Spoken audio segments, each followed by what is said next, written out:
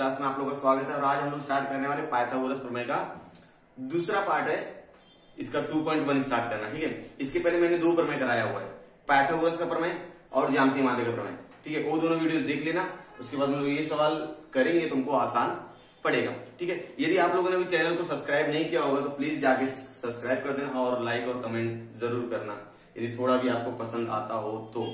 ठीक है, चलिए अब हम लोग सवाल कर लेते हैं। क्या है पहला सवाल, नीचे दिए गए त्रिकों में से पाइथागोरस त्रिक पहचानिए, कारण सहित लिखिए। पहला सवाल है, नीचे दिए गए कुछ संख्याएं, 3 संख्याएं दी जाएंगी, उन तीनों संख्याओं में आपको पहचानना कि पाइथागोरस त्रिक है कि नहीं है। अगर है तो भी कारण दो, नहीं है तो भी कारण दो। और ये सवाल पेपर में कंपलसरी 100% आना ही आना है। ठीक है, आता ही आता है, इस तरह के सवाल आते हैं। यही नहीं आएगा, इस तरह के सवाल आते हैं कि बोलेगा कि पाइथागोरस त्रिक पहचानिए। तो आप लोग इसको एकदम अच्छे से ध्यान देंगे, आपको समझ में आ जाएगा। चलो कैसे करते सवाल को ध्यान देंगे तो सबसे पहले हल करेंगे हम लोग। हल करने के लिए क्या करना पड़ेगा, सबसे पहले सवाल लिख दीजिए 3, 5, 4। ठीक है, अब क्या करना है, सबसे पहले बड़ी वाली संख्या का वर्ग करो, फिर दोनों जो छोटी संख्या है उनका वर्ग करो, क्या कर दो आप जोड़ दो। ठीक है, अब बड़ी संख्या का वर्ग करो, कितना मिल जाएगा 25, और 3 का वर्ग करोगे 9, और 4 का वर्ग करोगे 16, तो ये हो गया 25, ये हो गया 9 और 16 25। सही है, अब दो 25 और 25 बराबर हो गया। मतलब क्या समझ में आया आपको कि बड़ी संख्या का वर्ग अन्य दो जो छोटी छोटी संख्या थी उनके वर्गों के योगफल के क्या है, बराबर है। तो मैं यहाँ पे लिखूंगा बड़ी संख्या का वर्ग अन्य दो छोटी संख्याओं के वर्गों के योगफल के बराबर है। ठीक है, बड़ी संख्या का वर्ग अन्य दो छोटी संख्याओं के वर्गों के योगफल के क्या है, बराबर है। इसलिए मैं क्या बोलूंगा, 3, 5 और 4 यह पाइथागोरस त्रिक है। अगर ये दोनों संख्या बराबर आ गई तो त्रिक है, अगर नहीं आया तो त्रिक नहीं रहेगा। ठीक है, तो ये एक सवाल हो गया। और एक सवाल मैं ले लेता हूं। ठीक है, दूसरा सवाल मैं ले लेता हूं 4, 9 और 12। 4, 9, 12 ये दूसरा सवाल है मेरा। अब इसको पहचानना है कि पाइथागोरस त्रिक है कि नहीं है, तो क्या करना पड़ेगा, सबसे पहला स्टेप बोलिए। हल करेंगे तो सबसे पहले 4, 9 और 12 इस तरह से लिख दीजिए आप। अब फिर बड़ी संख्या का वर्ग करो, 12 का स्क्वायर बराबर 4 का स्क्वायर प्लस 9 का स्क्वायर, स्क्वायर मतलब वर्ग। 12 का वर्ग कितना होता है, 144 होता है। वर्ग और वर्गमूल याद होना चाहिए आपको, कम से कम 25 तक का वर्ग याद कर लीजिएगा। 4 का वर्ग 16 होता है, 9 का वर्ग होता है 81। ठीक है, अब जोड़ दीजिए, कितना हो जाएगा, जोड़ दीजिए 6 और 1 7, 8 और 1 9, 144। ठीक है, तो 81 और 16 97 हो गया। 97 और 144 बड़ा है, बराबर है क्या, नहीं बराबर है, बराबर नहीं है। इसलिए मैं क्या बोलूंगा, बड़ी संख्या का वर्ग अन्य दो छोटी संख्याओं के वर्गों के योगफल के बराबर नहीं है। ठीक है ना, बराबर नहीं है ना, इसलिए मैं क्या बोलूंगा कि 4, 9 और 12, 4, 9 और 12 यह पाइथागोरस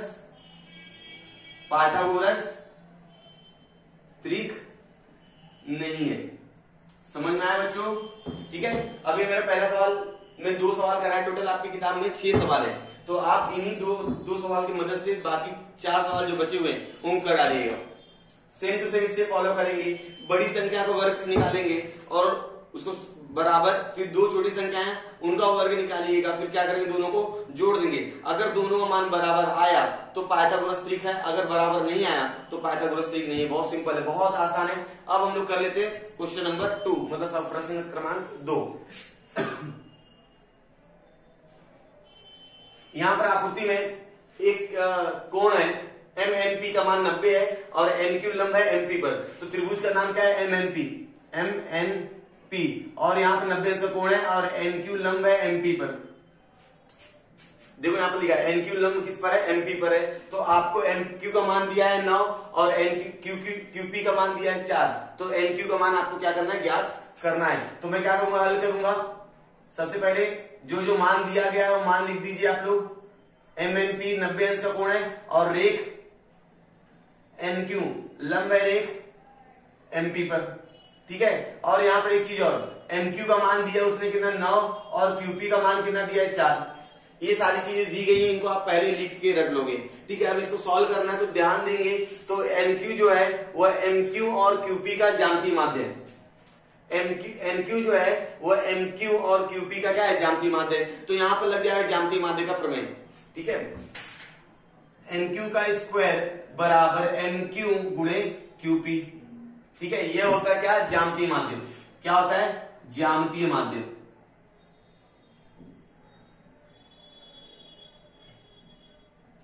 ज्यामितीय माध्य प्रमेय समझ में आया बच्चों।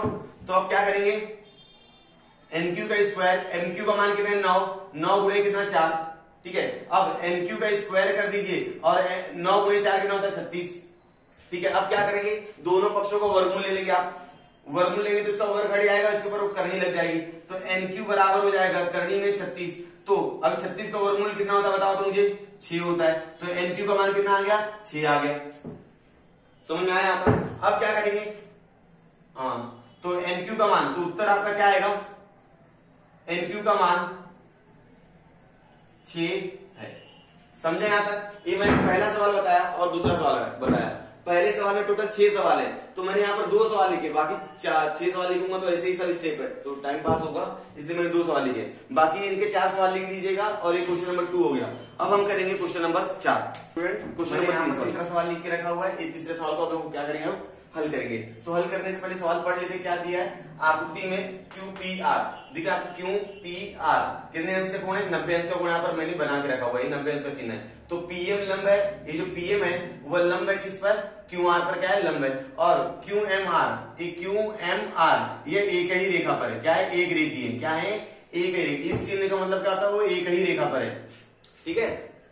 PM का मान 10 दिया, PM का मान 10 है, QM का मान 8 है, तो QR का मान ज्ञात करो। यदि इस डायग्राम को आप एकदम अच्छे से देखोगे तो यहाँ पर ज्यामितीय माध्य लगेगा। देखो PM का वर्ग हो जाएगा, PM जो है वो QM और MR का क्या है, ज्यामितीय माध्य, ठीक है ना। इस डायग्राम को थोड़ा अगर इस तरह से आप करके देखोगे तो भाई PQR है और यहाँ पर क्या है भाई M है, तो यही हुआ ना, QM जो है PM और MR का क्या है, ज्यामितीय माध्य। अगर इस तरह से करके देखोगे तो ठीक है। इसके पहले वाला सवाल जो दूसरा सवाल देखा था, ठीक है, सेम ऐसे ही था। यहाँ पर डायग्राम बस थोड़ा सा टेढ़ा करके दिया है बस, ठीक है। यहां पे समझ में आ गया।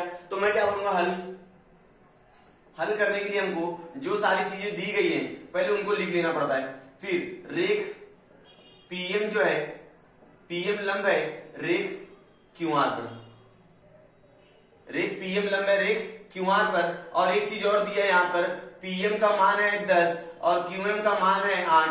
तो आपको निकालना है QR का मान, जो निकालना है उसके आगे क्वेश्चन मार्क लगा दीजिए, ठीक है। यहां तक समझ में आ गया आपको। अब हम लोग लिखेंगे PM जो है वह QM और MR का क्या है, ज्यामितीय माध्य। QM और MR का ज्यामितीय माध्य, तो कारण क्या आएगा, ज्यामितीय माध्य प्रमेय। समझ में आया बच्चों, ज्यामितीय माध्य प्रमेय। यहां तक समझा है। अब क्या करेंगे, यहां से तो आप बोलोगे सर QR तो आ ही नहीं रहा है। अरे भाई ध्यान सुनो, MR आ जाएगा तो QR निकालने के लिए QM प्लस MR कर दूंगा मैं, ठीक है ना। MR तो हम दो पहले ये जब आ जाएगा तो दोनों को PM का मान कितना हमारे पास 10 का वर्ग बराबर QM का मान कितना है 8 और MR का मान कितना है मालूम नहीं है, मुझे MR का मान पहले निकालना पड़ेगा। अब 10 का वर्ग कितना होता है 100 बराबर 8 गुणे MR, ठीक है। अब मुझे MR का मान चाहिए तो MR बराबर हो जाएगा 100/8। अब 100 को आप क्या करेंगे, 8 से भाग दे देंगे तो MR का मान आ जाएगा आपको 8 एकम 8, 2 बज गया, 8 दूना 16, 4 बज गया, 8 पंचे 20, 8 पंचे 40 सॉरी, ठीक है। एक हो गया आपका MR का मान। अब चूंकि आपको मालूम है QMR जो है एक ही रेखा पर है, क्या है, एक ही रेखा पर है, तो मेरा QR कैसे निकलेगा, QR मेरा हो जाएगा QM plus MR, QM plus MR। तो अब क्या करेंगे हम लोग, QM का मान कितना हमारे पास 8 और MR का मतलब कितना हमारे पास मान 12.5, तो हो जाएगा टोटल 20.5 QR, समझ में आया बच्चों? तो उत्तर आ जाएगा क्यू आर का मान 20.5 है। ठीक है, चलिए अब हमारा तीसरा सवाल हो गया। अब हम करेंगे चौथा सवाल। यहाँ पर चौथा सवाल लिख कर दिया। ठीक है, चौथा सवाल कर लेते हैं। क्या है? आकृति में त्रिभुज PSR दिख रहा है आपको। PSR में दी गई जानकारी के आधार पर आपको आरपी और PS का मान आपको ज्ञात करना है। ठीक है, आरपी और PS का मान। ठीक है, और यहाँ पर SR का मान जो है वो 6 है। ठीक है, आरपी और PS का मान ज्ञात करना है। तो क्या करेंगे? हल कर लेते हैं। हल करने से पहले ध्यान दो, यहाँ पर 30 अंश का कोण है, यहाँ पर 90, तो ये कोण कितने का रहेगा? ठीक है, आपको याद होगा कि त्रिभुज के कोणों के मापों का योगफल 180 अंश होता है। ठीक है, त्रिभुज पे कितने कोण होते हैं? 3। तीनों कोणों के मापों को का योगफल कर दोगे तो आप कितना मिलेगा? आपको 180 मिलेगा। तो यहाँ पर 30 है और ये चिन्ह का मतलब 9, 90, 30 और 90 कितना हो गया? 120, और 120 यहाँ पर कितना होना चाहिए? 60। ठीक है ना? तो हम लोग क्या बोलेंगे? कोण R बराबर हो जाएगा 60 अंश।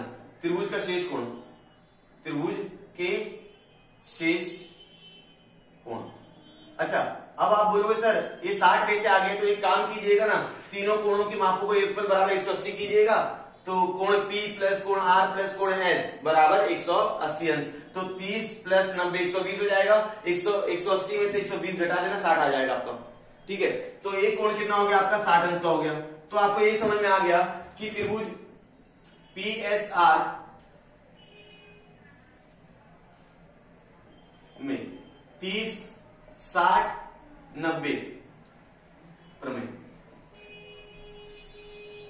30, 60, 90 प्रमेय, 30, 60, 90 का प्रमेय है। ये प्रमेय के बारे में अगर जानकारी नहीं है तो थोड़ा पढ़ लीजिएगा आप लोग। तो अब क्या करेंगे? अब जो मुझे क्या निकालना है? आरपी निकालना है, PR निकालना है और PS निकालना है। तो मैं क्या करता हूं? SR की मदद से ये PR निकाल लेता हूं या RP निकाल लेता हूं। RP क्या मेरा कर्ण है। ठीक है, RP क्या है? कर्ण है। एक बात याद देना, तो SR बराबर 1/2 गुणे RP। SR बराबर 1/2 गुणे RP।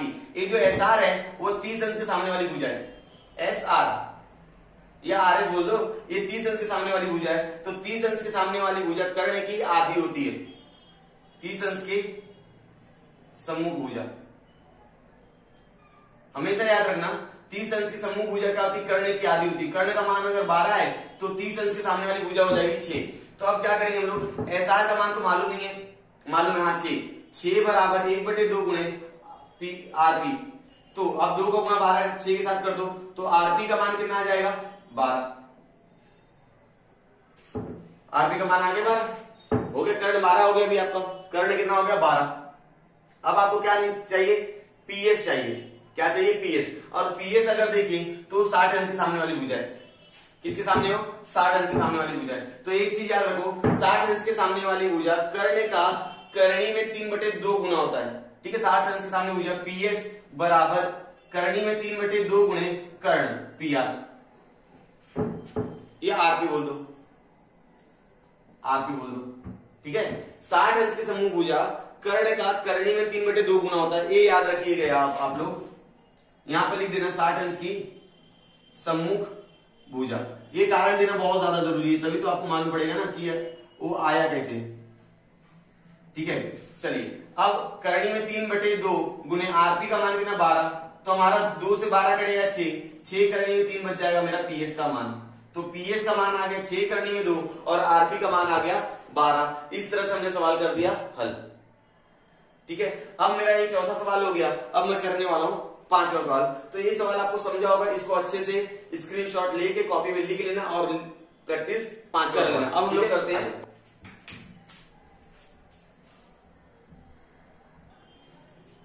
यहाँ पर छठा सवाल लिख के रखा हुआ है। ठीक है, छठे सवाल में क्या करना है? ध्यान देंगे, किसी वर्ग के विकर्ण की लंबाई 10 सेमी हो तो उसकी भुजा की लंबाई तथा परिमिति ज्ञात करो। एक वर्ग हमारे पास, उस वर्ग के विकर्ण की लंबाई 10 दिया हुआ है, तो हमको उस वर्ग की भुजा की लंबाई ज्ञात करनी है और वर्ग की परिमिति ज्ञात करनी है। देखो, वर्ग की परिमिति का फॉर्मूला हमारे पास है 4 गुणे भुजा, 4 गुणे भुजा, क्योंकि वर्ग की परिमिति चारों भुजा क्या होती है? सर्वांग सम होती है। तो 4 गुणे भुजा परिमिति मालूम है, लेकिन परिमिति निकालने के लिए भुजा तो निकालना पड़ेगा ना, तभी तो 4 से भुजा में गुणा करोगे।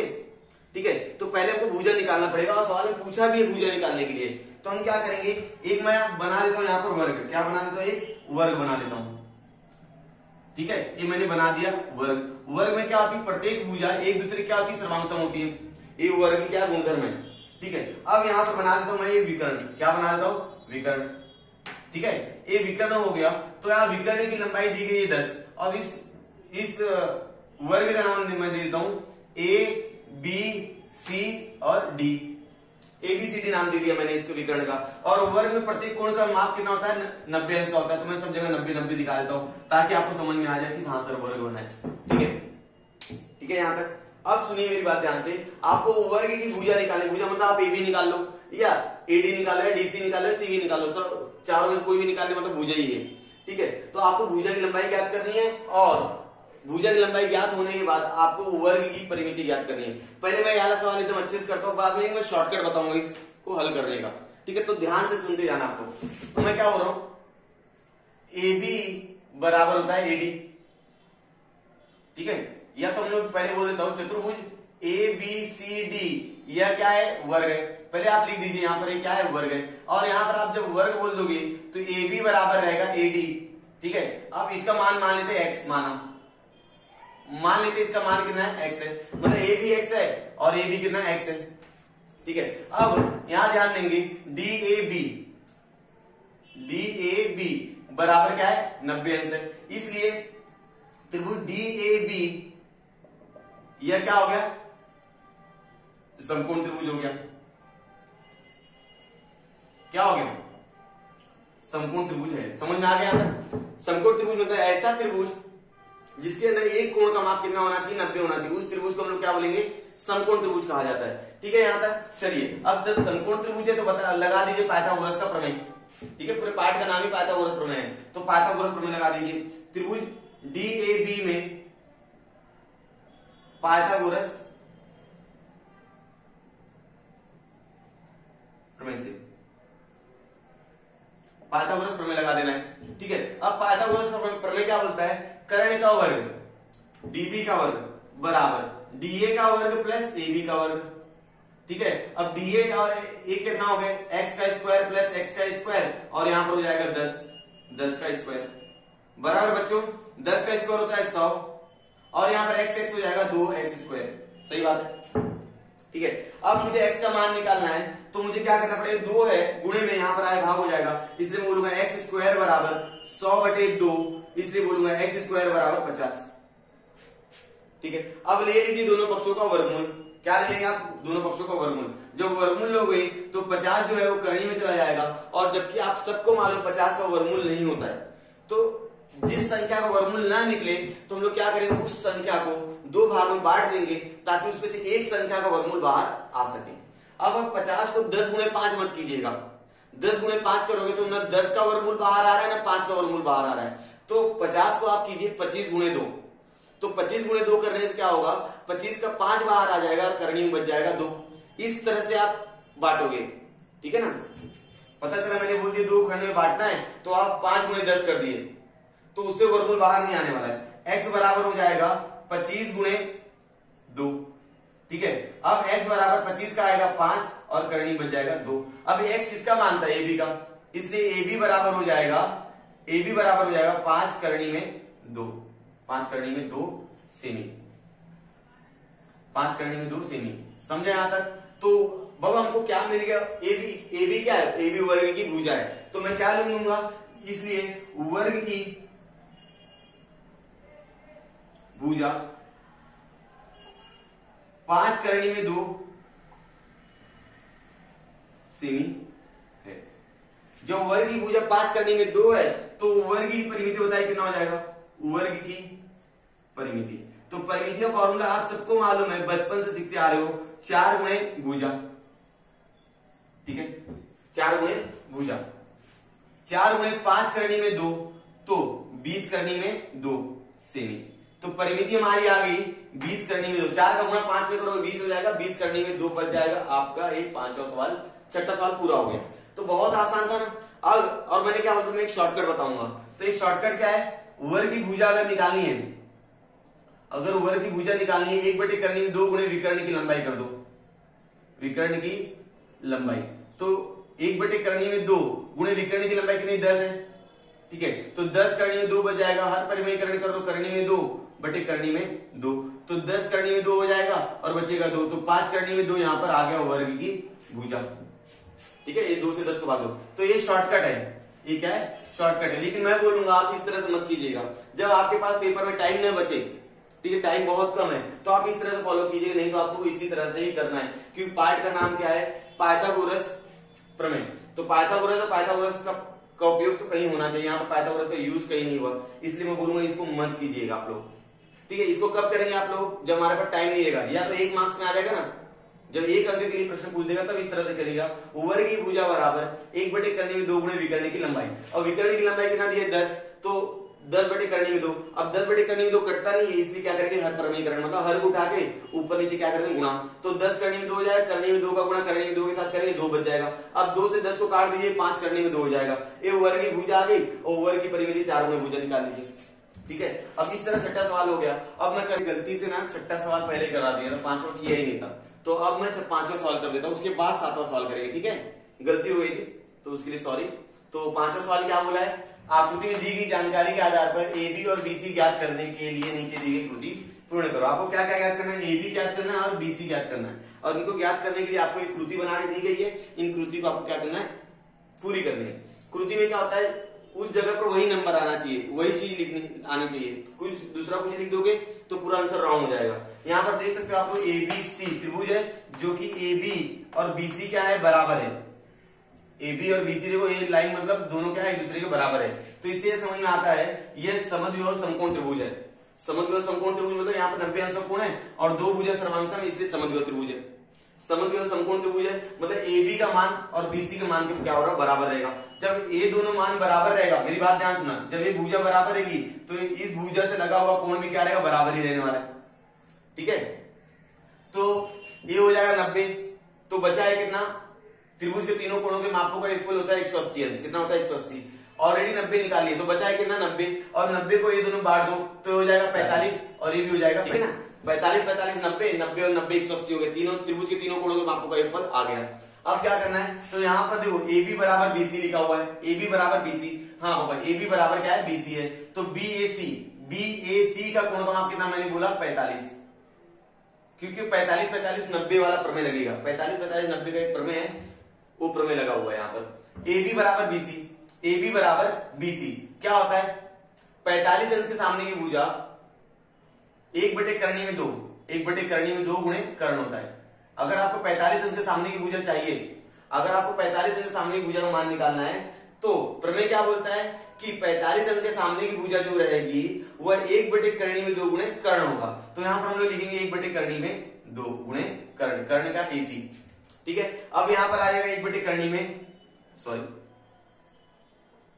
1 बटे करनी में 2, ठीक है। अब यहां पर क्या आ जाएगा, 1 बटे करनी में 2, अब करनी में 2 करनी में 2 क्या होगा, कट गया, यहां का करनी में 2 यहां का करनी में 2 कट गया, आंसर कितना आ गया 2, हो गया इतना आसान। अब सर ये अगर ये सवाल तो हो गया हमारा, अब मैं थोड़ा सा कुछ एक्स्ट्रा चीज बता रहा हूं, यहां पर 8 से 2 करनी में 2 कैसे आया हुआ, 8 से करनी में 8 से करनी में 8 से 2 करनी में 2 कैसे आ गया, तो मेरी बात ध्यान सुनो, 8 का वर्गमूल है क्या, नहीं है, तो मैंने क्या बोला 8 को 2 टुकड़ा करेंगे हम लोग, 4 गुणे 2, ठीक है, 4 गुणे 2, अब 4 का 2 बाहर आ जाएगा, 2 करनी में 2 आ गया आंसर, तो इस तरह से आंसर आया था, इस तरह से करनी में 8 का मान 2 करनी में 2 हो जाएगा। तो इस तरह से 5वां हो गया, तो छठा तो मैंने पहले करा दिया है, तो अब हम करेंगे 7वां सवाल, 8वां सवाल, 9वां और 10वां, इस तरह से 4 सवाल बचे हुए, उनको फटाफट हम लोग फिनिश कर लेते हैं। आई होप आपको सारा चीज समझ में आ रहा होगा, अगर सारा चीज समझ में आ रहा है तो वीडियो को लाइक कर दीजिएगा, ठीक है। अब हम लोग 7वां सवाल करते हैं।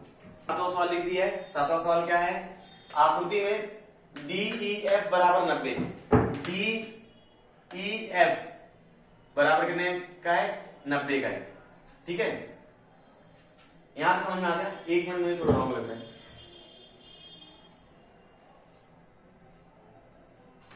हाँ, डी ई एफ बराबर 90 है, एफ जी दिख रहा है आपको, एफ जी लंब है ईडी पर, एफ जी जो है एफ जी वो जो है ईडी पर लंब है, और जीडी का मान है 8, एफ जी का मान है 12, तो हमको क्या क्या निकालना है, देखो ध्यान से, ईजी निकालना है, एफडी निकालना है और ईएफ निकालना है। हमको ईजी निकालना है, एफडी निकालना है और ईएफ निकालना है। ये तीन चीजें हमको निकालनी, पता करनी, इनका मान ज्ञात करना है। तो कैसे करेंगे, ध्यान से सुनते जाएंगे आप लोग हल।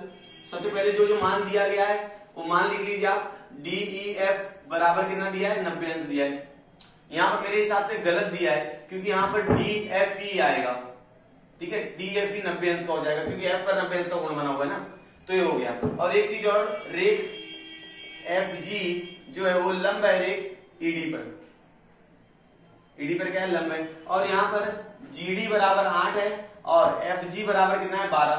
ये दो को माप दे दिया गया है। और यहाँ पर ध्यान दो, एफ जी जो है वह जीडी और जीई का ज्यामितीय माध्य दिख रहा है ना। इसके दूसरा सवाल देखा था हमने, दूसरा सवाल में तो यहाँ पर मालूम पड़ गया कि एफ जी जो है, एफ जी वो जीडी और जीई का ज्यामितीय माध्य। तो हम लोग कैसे निकालेंगे, एफ जी का स्क्वायर बराबर जीडी गुणे जीई, ठीक है, बराबर क्या है, कौन कारण क्या है, ज्यामितीय माध्य। क्या है कारण, ज्यामितीय माध्य।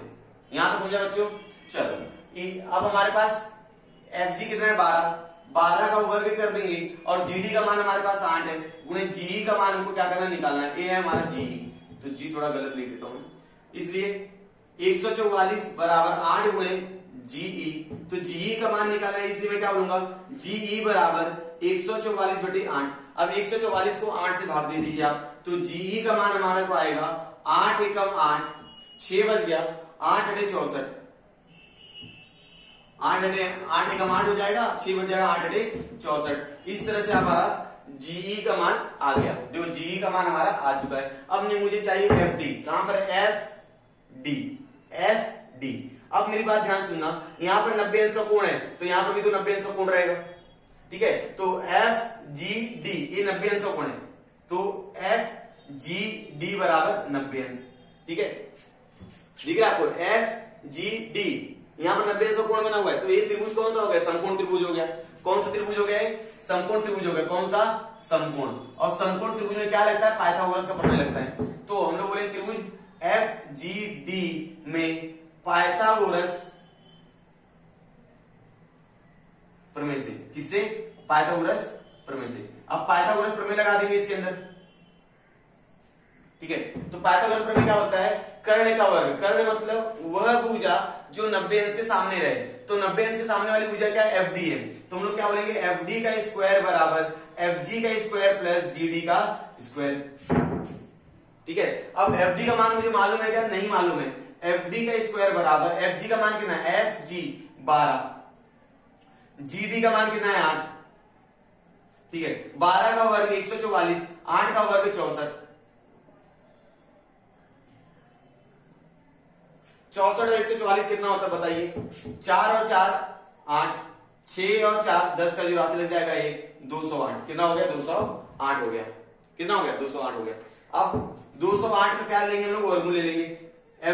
एफ डी का वर्गमूल लेने पर 208 का वर्गमूल लेंगे, कितना आ जाएगा बोलिए, दीजिए कितना करेंगे, 16 गुणे 13। जब आप 16 गुणे 13 करोगे तो एफ डी का मान आ जाएगा। इसको भाग विधि से यहाँ कर लेना आप लोग, ठीक है, गुणनखंड बना लो तो आ जाएगा।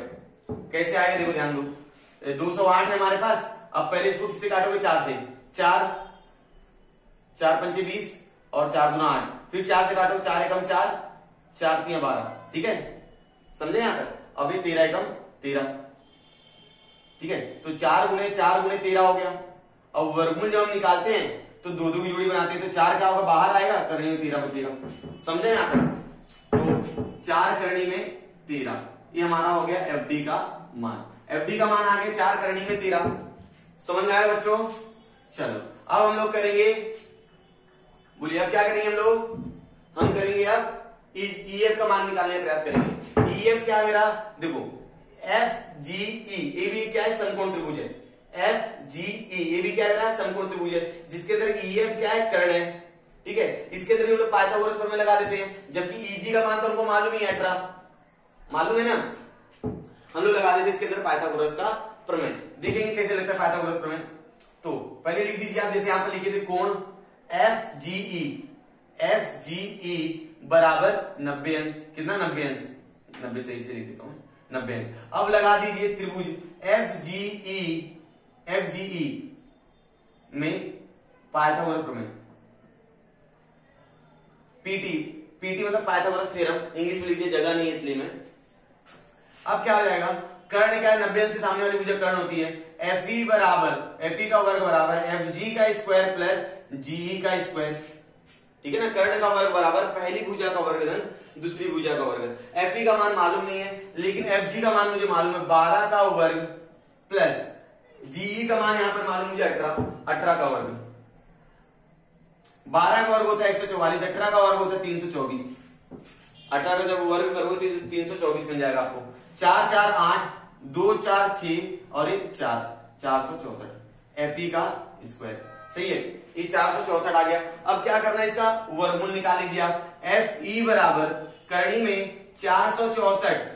ठीक है, अब 468 का वर्गमूल है क्या हमारे पास, नहीं है, तो 468 का वर्गमूल निकालने के लिए 468 को दो खंड बनाएंगे, जिसमें से एक संख्या का वर्गमूल बाहर आएगा। चलो सोचा तो इसका वर्गमूल कैसे निकले, तो यहाँ पर शॉर्टकट में बताता हूं। 468 तो किससे जाएगा, 4 से जाएगा, हाँ 4 एकम 4, 2 बचा 4 7 28।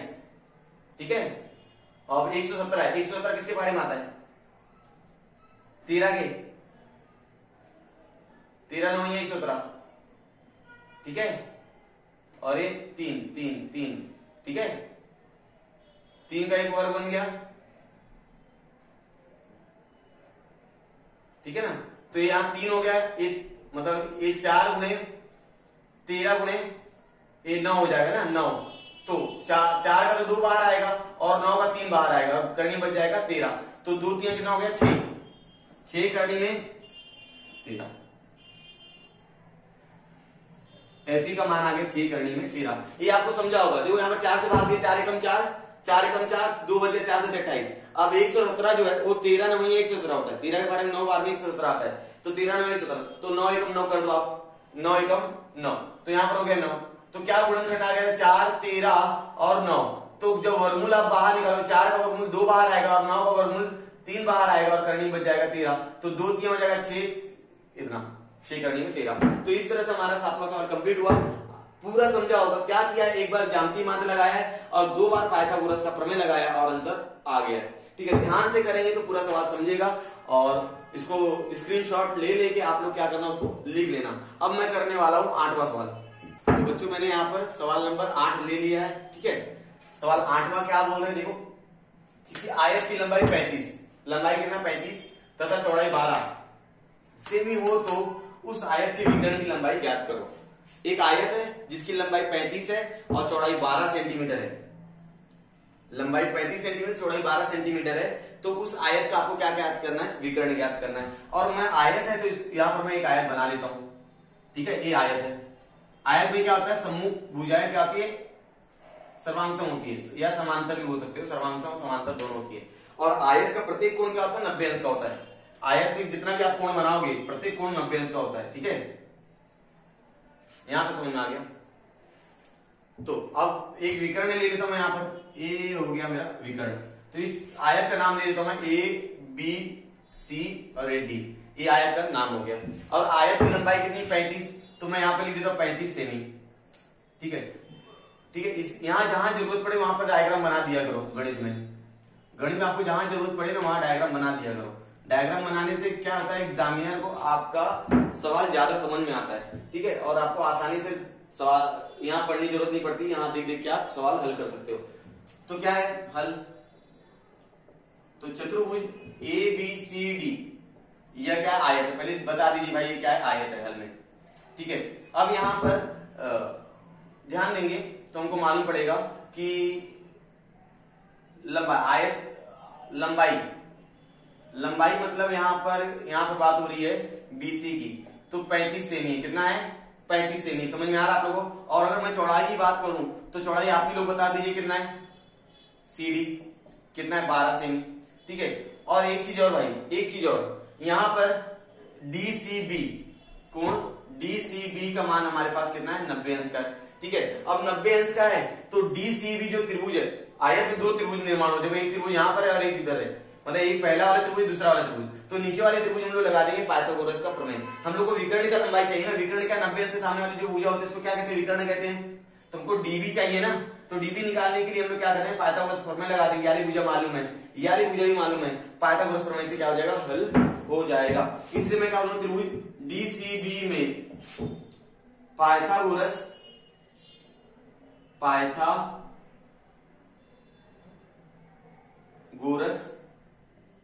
प्रमेय से, पाइथागोरस प्रमेय लगा दीजिए, आंसर आ जाएगा।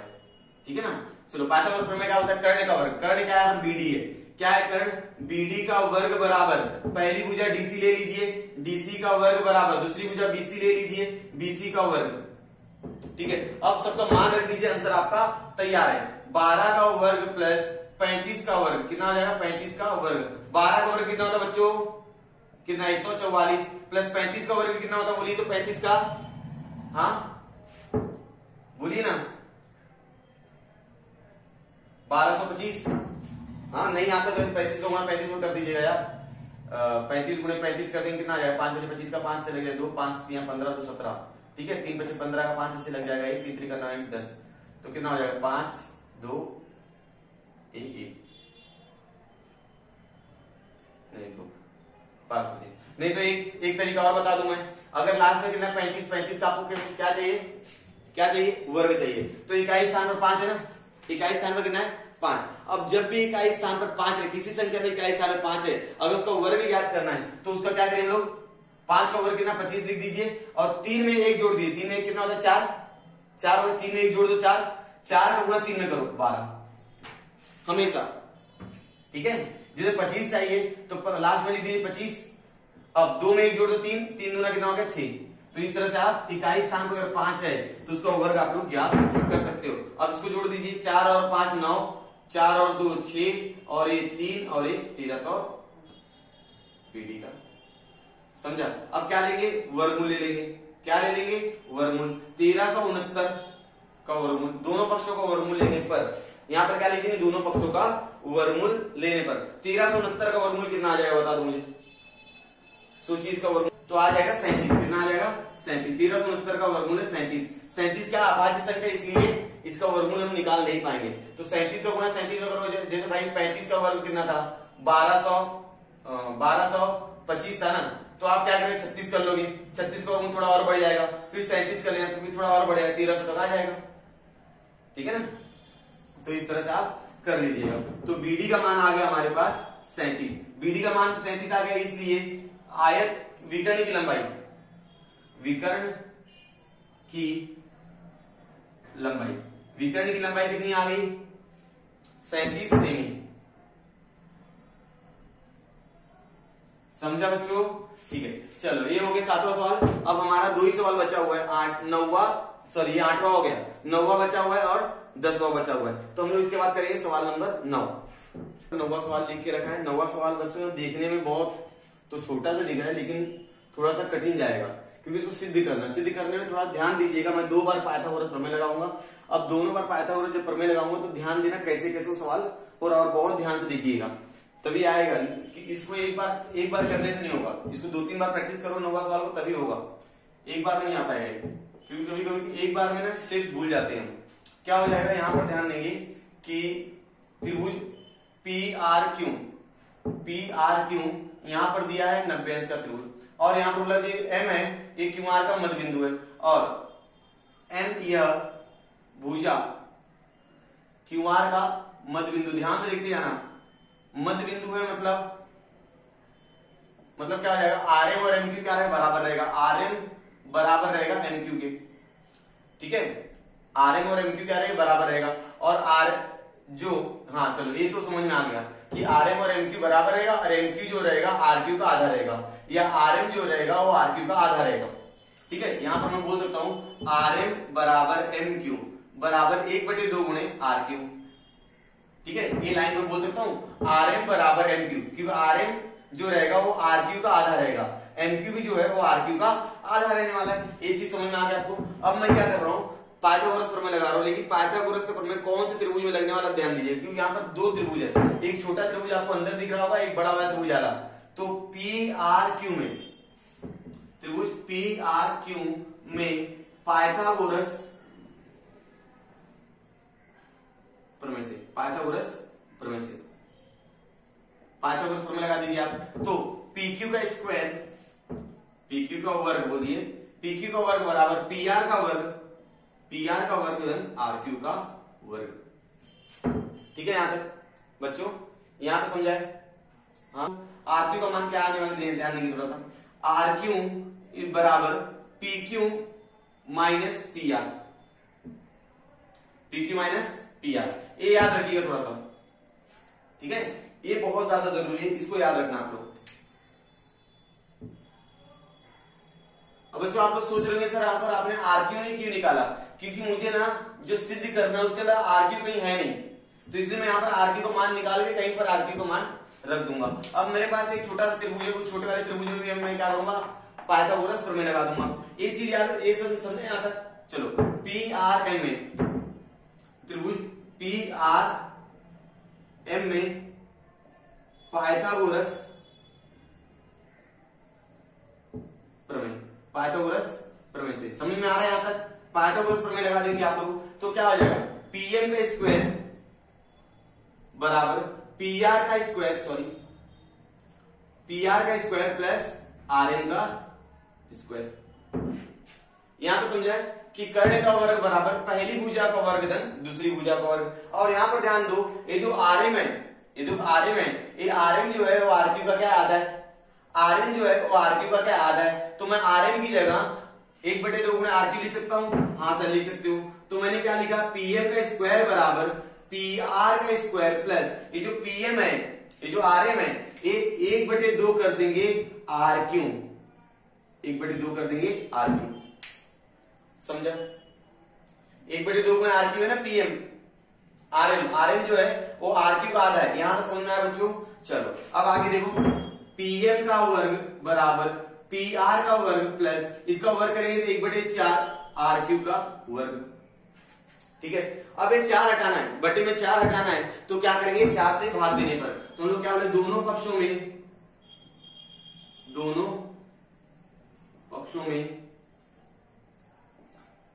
4 से गुणा करना है, 4 से गुणा कर दो करने पर। यहां तक समझाएगा आप लोगों को?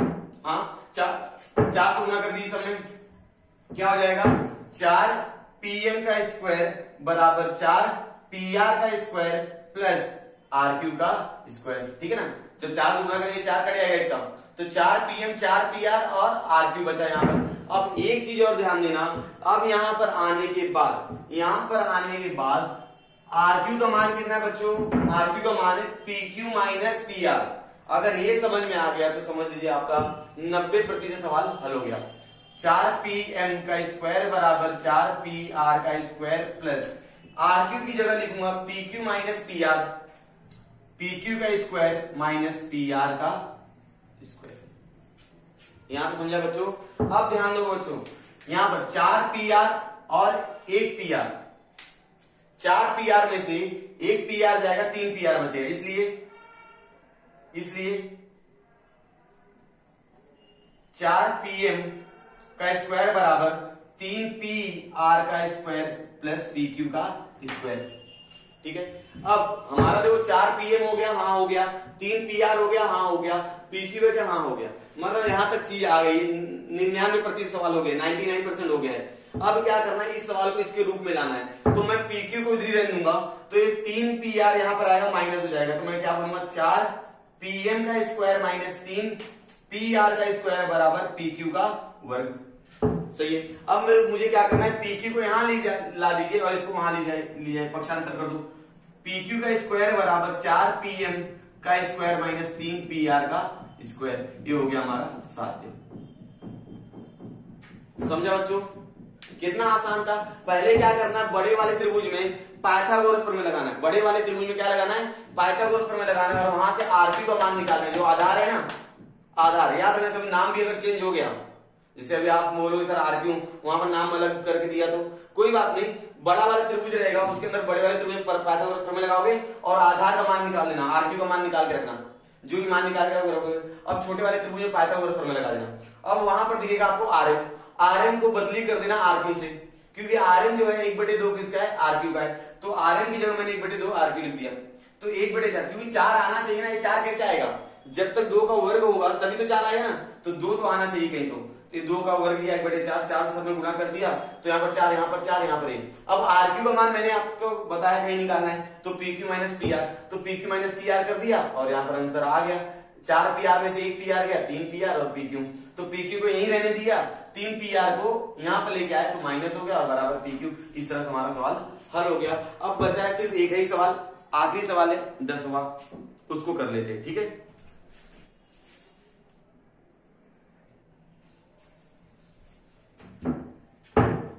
तो स्टूडेंट्स हमारा आखिरी सवाल है 2.1 का 10वां सवाल, आखिरी सवाल। बहुत बड़ा सवाल दिख रहा होगा आपको, लेकिन जब हल करेंगे तो गारंटी है कि आपको पूरा समझ में आ जाएगा। लेकिन आप ध्यान से पूरा सुनते जाइएगा, जो जो लिखते जाऊंगा उसको बाद में स्क्रीनशॉट ले लेना और आपको समझ में तो आएगा, इस बात की तो गारंटी है, ठीक है। तो ज्यादा घबराइएगा नहीं, सवाल बड़ा देख के मत डर जाना कि भाई सवाल बहुत बड़ा तो नहीं आएगा या कुछ भी। अगर नहीं भी दिख रहा हो तो स्क्रीन पे आपको क्वेश्चन दिख रहा होगा, उस क्वेश्चन वहां से पढ़ते जाइए। जब मैं याद पढ़ूंगा तो वहां पर देखते जाना और सुनते जाना। तो सवाल मैं पढ़ता हूं, उसके बाद मैं समझाता हूं, उसके बाद मैं सवाल हल करूंगा, ठीक है। चलो आ जाओ, सवाल पढ़ लेते हैं। किसी रास्ते के दोनों, पहले मैं सवाल पढ़ लूंगा, आप ध्यान से सुनते जाइए। किसी रास्ते के दोनों ओर स्थित घरों की दीवारें एक दूसरे के समांतर हैं। 5.8 मीटर लंबाई वाली सीढ़ी का सिरा रास्ते पर हो और उसका ऊपरी सिरा घर के 4 मीटर ऊंचाई पर स्थित खिड़की तक पहुंचता हो। उसी स्थान से सीढ़ी को रास्ते के दूसरी ओर झुकाने पर उसका ऊपरी सिरा दूसरे घर के 4.2 मीटर ऊंचाई पर स्थित खिड़की तक पहुंचता है, तो रास्ते की चौड़ाई ज्ञात करो। तो ये सवाल था, मैंने जो बोला होगा ज्यादा तो नहीं समझा होगा, लेकिन अब समझ में आएगा। हमारे पास 2 घर है और दोनों घर तो एक दूसरे समांतर, मतलब एक घर यहाँ पर दूसरा उसके सामने तुरंत समांतर में है, ठीक है। अब दोनों घर के बीच में क्या रास्ता है और मैंने क्या कर दिया कि बीच में मैंने सीढ़ी लगा दी। ये घर है और बीच में मैंने सीढ़ी लगा, सीढ़ी की जो लंबाई है 5.8 मीटर है। जब मैं ये वाले घर के ऊपर लगाता हूं तो सीढ़ी जो है वह 4 मीटर ऊंचाई पर स्थित, एक जो घर है 4 मीटर ऊंचाई पर स्थित एक खिड़की तक क्या होता है, पहुंच जाता है, ठीक है। अब मेरा दूसरा वाला घर इस तरफ है। अब मैंने क्या किया, खिड़की को घुमाया और मैंने खिड़की यहां पर लगा दिया। तो जब खिड़की मैं यहां पर लगाऊंगा तो ये जो दीवार है घर का, इससे 4.2 मीटर ऊंचाई पर क्या है, खिड़की है, वहां तो सीढ़ी क्या होती है, पहुंच जाती है। तो बताइए नीचे जो चौड़ाई है ना रास्ते की, वो चौड़ाई आपको क्या करनी है, बतानी है। तो इस तरह सवाल है और मैं इसका भी आकृति बनाने जा रहा हूं। आकृति ध्यान से सुनेंगे, देखेंगे। ये मेरे पास एक घर है, ये दूसरा घर है, दोनों आमने सामने हैं। इनके बीच में क्या है, मेरा ये रास्ता है, ठीक है। ये रास्ते से लोग आते जाते हैं। अब मैंने क्या कर दिया, ये दीवार है भैया, ये दीवार है। मैंने एक सीढ़ी लिया, यहां पर जो पर लिखा रास्ते पर, मतलब रास्ते के ऊपर सीढ़ी है। आप यहां पर सीढ़ी मत लगा देना, पता चला सीढ़ी यहां पर लगाया आपने, ठीक है। रास्ते पर बोला है, मतलब सीढ़ी जो है वो रास्ते के ऊपर है। तो रास्ते पर एक सीढ़ी है, ये सीढ़ी मैंने यहां पर लगाया और यहां पहुंच गया। तो जब पहली दीवार पर पहुंचता हूं तो 4 मीटर ऊंची दीवार पर क्या है, खिड़की है। कितने मीटर ऊंचाई पर है, 4 मीटर, ठीक है। अब यही सीढ़ी उठाता हूं, सीढ़ी की लंबाई कितनी है, 5.8 मीटर, ठीक है। अब मैं यही सीढ़ी उठा के यहां पर लगा देता हूं तो ये पहुंचता है 4.2 मीटर ऊंचाई पर, 4.2 मीटर की ऊंचाई पर पहुंच जाता है। अब मैं मान लेता हूं इसका ये जो खिड़की है वो ए पर है और एक जो खिड़की है इधर जो बी, इधर सी, इधर डी और इधर ई, ठीक है। तो मुझे ये जो बीडी है, बीडी ज्ञात करना है कि भाई ये जो बीडी है रास्ते की चौड़ाई, ये बीडी का मान ज्ञात करना है, ठीक है। यहाँ पर सीढ़ी की लंबाई कितनी रहेगी, 5.8 मीटर ही रहने वाली है, ठीक है। तो आप लोग पहले लिख लेंगे कि ए बी यह पहले दीवार की लंबाई और डीई यह दूसरे दीवार की लंबाई है, समझ में आ गया। और एसी यह सीढ़ी की लंबाई जो 5.8 है, तो एसी बराबर 5.8 लिख देंगे। तो मैं यहां पर ज्यादा नहीं लिखूंगा, लेकिन मैं सवाल स्टार्ट कर लेता हूं। हल आप लोग लिखेंगे ए बी बराबर 4 मीटर और डीई बराबर 4.2 मीटर, दिख रहा होगा आपको, डीई 4.2 मीटर। और यहां पर एसी बराबर सीई बराबर 5.2 मीटर। ठीक है, एसी और सीडी की लंबाई है। ठीक है, और बीडी जो है वो रास्ते की चौड़ाई है। तो हमको बीडी क्या करना है, ज्ञात करना, रास्ते की चौड़ाई। तो यहाँ पर लिख दे रहे बीडी रास्ते की चौड़ाई है और बीडी हमको क्या करना है, ज्ञात करना है। मेरी बात ध्यान सुनना, यहाँ पर समांतर मतलब दीवार को टेढ़ा मेढ़ा रहेगा ना, सीधा रहेगा, तो यहाँ पर 90 अंश का कोण बनेगा और यहाँ पर भी 90 अंश का कोण बनेगा। अब त्रिभुज देख लो ए बी सी, ये समकोण त्रिभुज दिख रहा है। तो इसके अंदर मैं पाइथागोरस प्रमेय लगा दूंगा और यानी भुजन निकाल दूंगा मैं। ठीक है, अब EDC एक मेरा समकोण त्रिभुज दिख रहा है, तो इसके अंदर पाइथागोरस प्रमेय लगा दूंगा, याली भुजा निकाल लूंगा मैं, और याली भुजा और याली भुजा को जोड़ दूंगा, मेरा आंसर आ जाएगा। ठीक है ना, जब मेरा BC आ जाएगा और CD आ जाएगा, दोनों जोड़ दूंगा तो मेरा क्या आ जाएगा, BD आ जाएगा। ठीक है, तो इस प्रकार मैं बोलूंगा कोण ABC बराबर कितने अंश का है, 90 अंश का। तो त्रिभुज ABC में पाइथागोरस प्रमेय, त्रिभुज ABC में क्या लगा दिया मैंने, पाइथागोरस प्रमेय लगा देना है। और अब हो जाएगा AC का वर्ग बराबर क्या हो जाएगा, AB का वर्ग प्लस BC का वर्ग। AC कितना मेरे पास 5.8 है, तो 5.8 का वर्ग बराबर AB का मान कितना मेरे पास 4 का वर्ग प्लस और BC का वर्ग मुझे मालूम नहीं है। ठीक है, BC का वर्ग मुझे मालूम नहीं है। अब 5.8 का वर्ग निकालो, तो 5.8 का वर्ग निकालना है, तो 5.8 का गुणा 2 बार कर दीजिए, कीजिए तो 3364 बराबर। ठीक है, अब 4 का वर्ग तो आप सबको मालूम 16 प्लस BC का वर्ग, तुम लोग BC का मान निकालना। BC का वर्ग बराबर 33.64 माइनस 16, घटा दीजिए कितना आ जाएगा, क्योंकि 64 तो ऐसी रहने वाला है। अब 33 में 16 जाएगा, कितना है बताइए, 17 17 आएगा, 1764। तो BC का, तो दोनों पक्षों को वर्गमूल ले लेंगे हम। BC का बराबर करनी में 17.64। अब दोनों पक्षों क्या लेंगे हम लोग, वर्गमूल ले लेंगे। तो वर्गमूल ले लेंगे तो कितना आंसर आ जाएगा बताओ, 4.2। तो BC का मान आ गया 4.2 मीटर।